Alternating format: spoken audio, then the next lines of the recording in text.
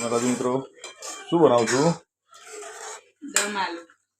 દમ આલુ બનાવે છે. બટાકા પણ બફાઈ ગયા છે. ગ્રેવી પણ બની ગઈ છે. જો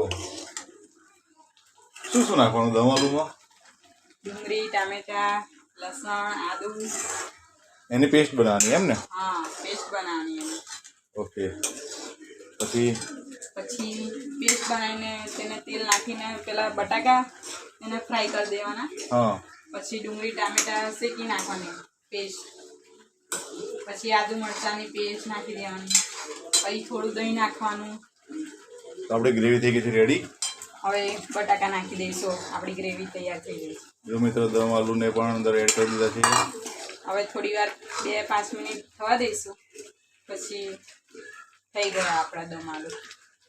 રોટલી ને દમ આલુ મસ્ત લાગે.